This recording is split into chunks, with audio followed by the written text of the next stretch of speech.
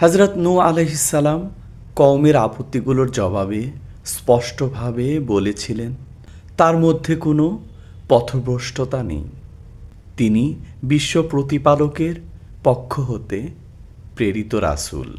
তিনি মানুষের প্রতি আল্লাহর রিসালাত পৌঁছে দিচ্ছেন এবং সদুপদেশ দিচ্ছেন।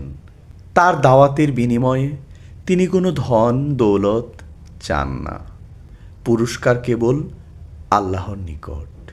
নূহ আলাইহিস সালাম এর সততা এবং আল্লাহর নির্দেশের প্রতি আনুগত্য যুগ যুগ ধরে নবীদের জন্য উদাহরণ হিসেবে দাঁড়িয়েছে।